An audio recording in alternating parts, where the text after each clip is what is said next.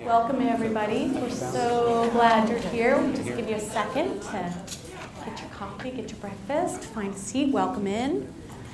Thank you for being here. So I'm Deanne Pearn. I know many of you, not all of you, and I'm so delighted you're here. I am the very proud CEO of Hope Solutions. And welcome to our annual Stakeholder Breakfast. We are thrilled you're here. We've got a really interesting mix today. We've got some folks who've been with us for a long time, and we've got some new folks. So I'm going to kind of try to hit that sweet spot, and we'll hit some highlights today, and then always happy to take additional questions as we go along. So for those who are new, just a reminder that Hope Solutions was founded in 1997 by a whole bunch of visionary faith communities that got together and wanted to do something about homelessness. Our mission is very intentional, and every word matters in our mission, that we heal the effects of poverty and homelessness by providing permanent housing and intensive supportive services for highly vulnerable folks in our community. And we have grown a lot. We're going to cover some of those highlights today, and we're serving well over 2,200 people every single year here in Contra, Costa County. So what I'm going to cover today is three quick things. We're going to set the context of the challenge of homelessness and where we're at right now. We are going to give you an update on our progress, and there's a lot. These will just be high level. And then we're going to do a Q&A with one of our new program leaders, Michelle Clevin, who's sitting back there. She'll come up a little bit later, so she can really make the program come alive for you in a way that I think will be really exciting.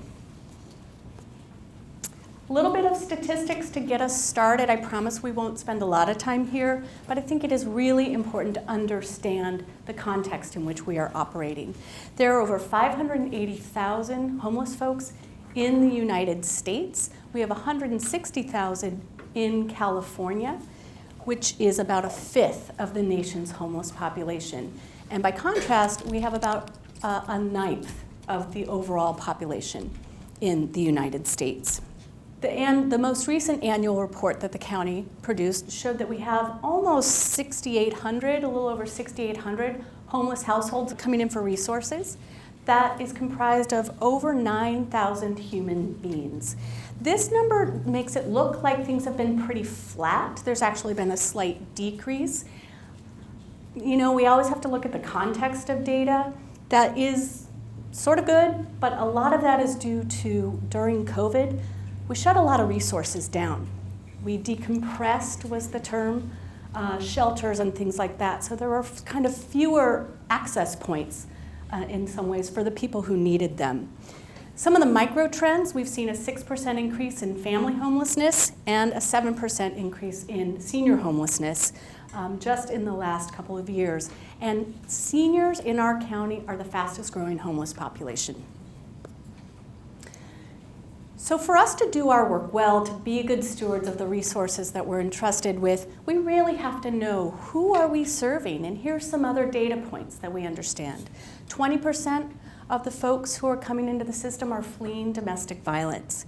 85% right now are adult-only households. There are a lot of singles and seniors who are finding themselves in homelessness. 71% have a disabling condition, and that is a wide range of things. It can be a health condition, a chronic health condition, HIV, AIDS. It can be a mental health challenge. It can be substance use. It encompasses a lot of possibilities there. And I think the most important statistic on this slide, which is true year over year, is that 8 out of 10 of the folks who are homeless in our county are from our county. There's sort of a myth that we're importing homeless people. They come for the weather and the great benefits or something, and it's just not true.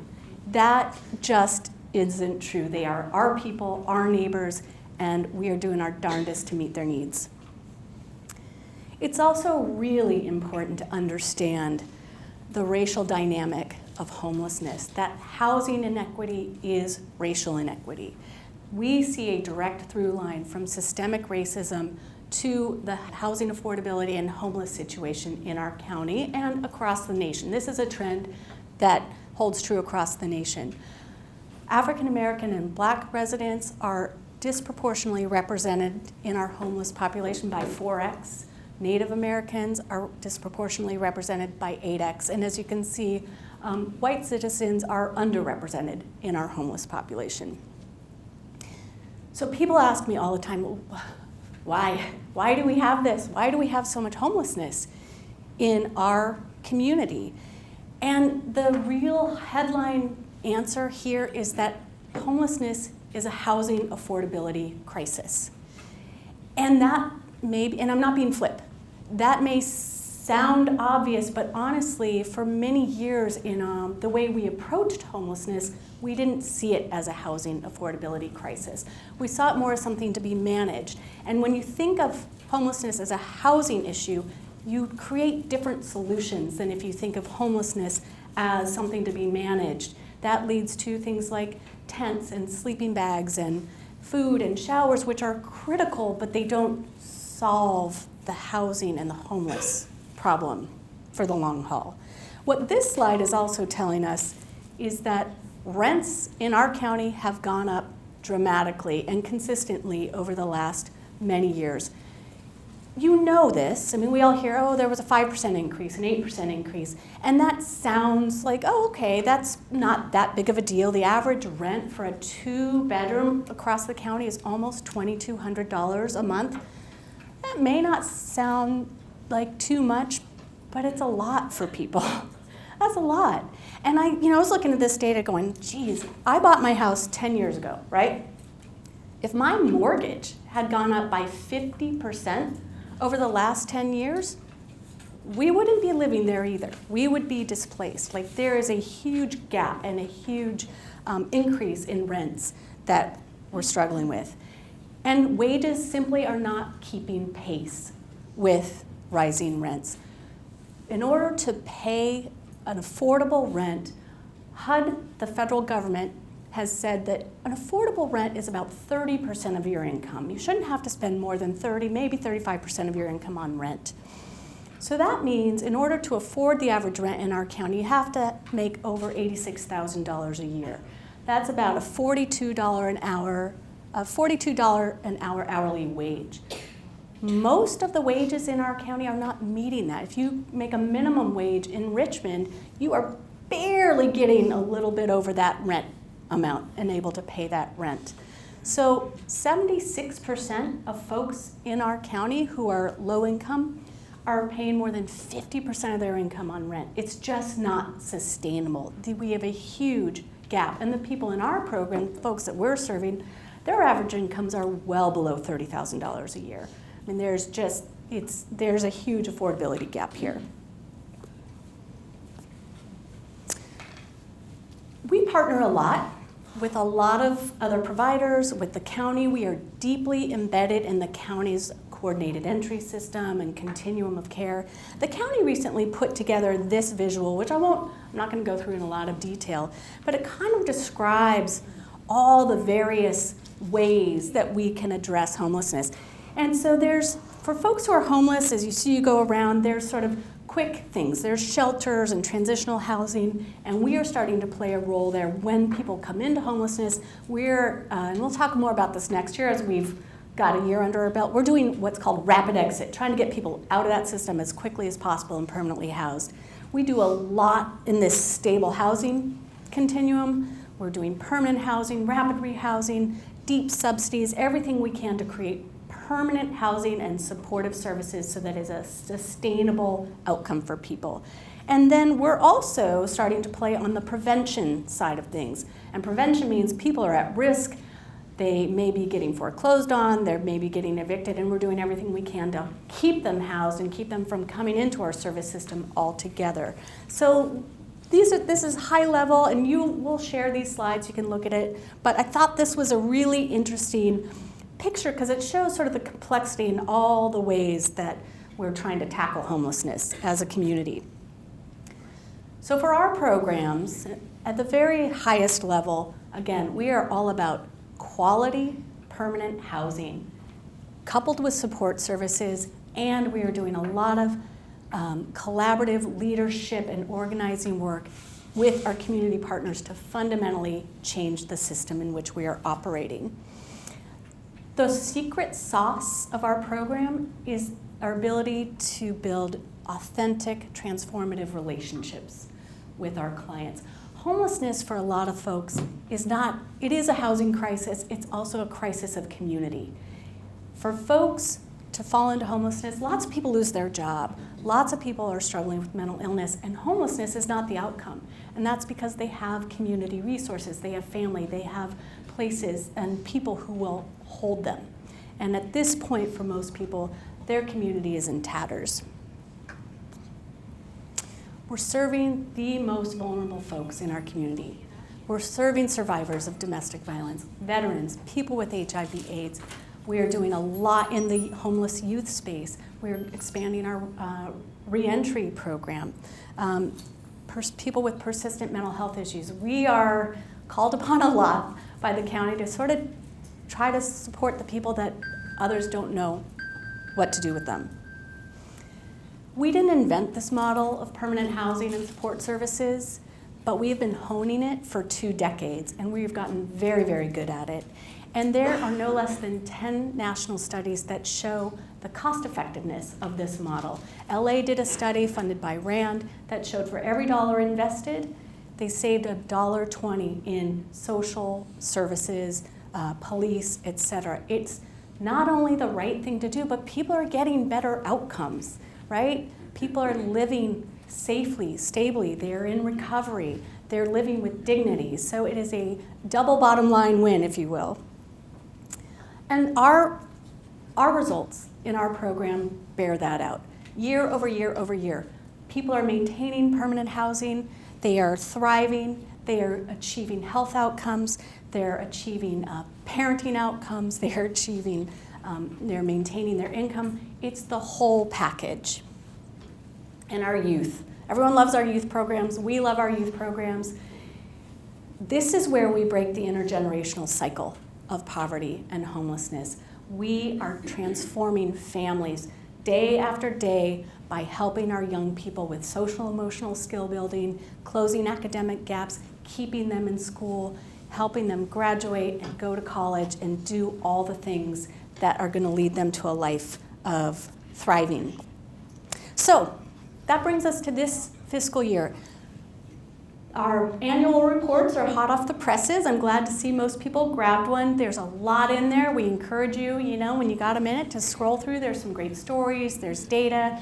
There's a list of an incredibly long list of all the supporters who make this work happen. Because we don't do this in a vacuum. We, as I said, are doing this with the support of thousands of people in the community. Many of you know 5 years ago, we're about 3.5 years actually into our strategic plan. We created a strategic plan goal. We thought we created the BHAG of tripling, BHAG, the big, hairy, audacious goal of tripling the number of people we housed and served. We took care of that in the first year. And then we have a lot of supporting goals to make that happen. Building our infrastructure, supporting our staff to grow into their roles, growing our funding, both on the public and the private side, strengthening our communications, our branding, those sorts of goals. We have hit a lot of our goals out of the park, but the big goal that we are continuing to work on, and that's going to really be the focus for the next couple years, is building more of our own housing stock.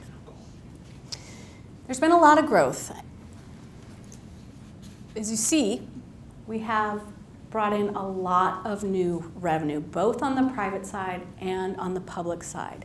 And the dollars aren't just dollars. They translate into programs. They translate into really new, amazing, dynamic staff. I'm excited for you to meet Michelle soon.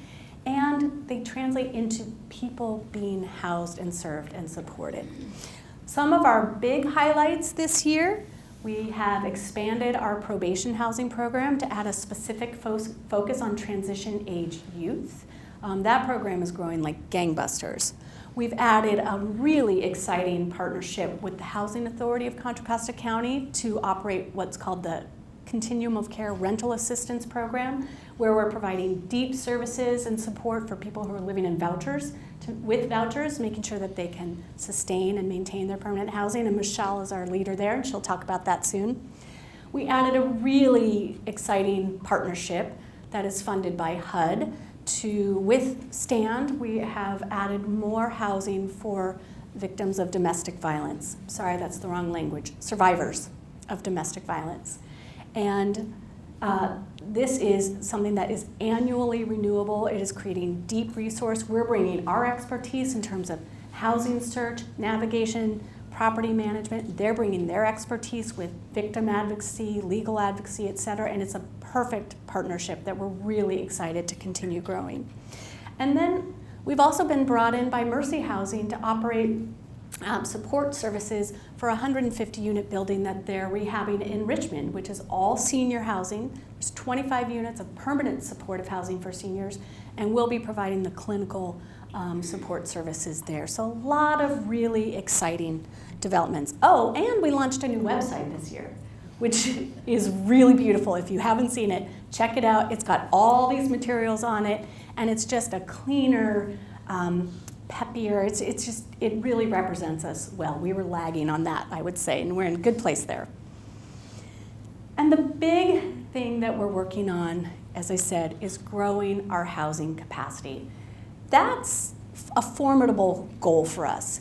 We want to and need to control more of our housing stock. We are master leasing a lot. We are subject to rising rents just like everybody else. So when we get landlords are great.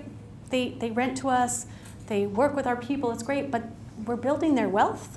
They can take that asset off the market anytime they want. They capture the windfall profit, and we don't have capacity, long-term capacity for housing for our people over the years. So we are trying to take a bite out of that.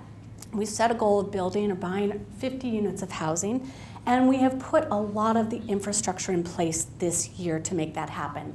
We've brought on a consulting director of strategic initiatives, Jasmine Tarkoff, who is here, who is just taking this and running with it. She's developed all kinds of partnerships, brought in property managers, developer partners, a number of faith communities that are very interested in using their land or resources as a potential building site. We have learned a ton. It's been a steep learning curve this year, but we have several projects in the pipeline, and I think when we're here this time next year, we will be talking about people who are actually living in one of these projects. We're really excited about that. We continue to do public policy work through a partnership with the Multi-Faith Action Coalition. We brought in a grant from the San Francisco Foundation called the Partnership for the Bay's Future. It's a 2-year grant in Antioch, and it is specifically designed to create policy and practice to unlock housing production. MFAC is the lead there. We're using our resident empowerment program leader team to help drive the community organizing. We're really excited to report back on those efforts next year as well. And we have increased our capacity. So we are not building a house of cards. It is very important to me and to all of us that what we build, we can sustain. And that we are also doing that for our staff, that we are not putting too much on the backs of staff. We are increasing their capacity. We have added a lot of staff. We are growing their capacity as managers and leaders. We're developing a lot of infrastructure to make sure that, again, the investments that you're entrusting us with are sustainable in the community. We've also been really growing our board. We've added a number of new board members with really excellent skill sets in affordable housing development, finance, real estate finance, a whole range of diverse sets of skills and geographies. So our financials. I'm not going to go through this. You can see it. It's in the report.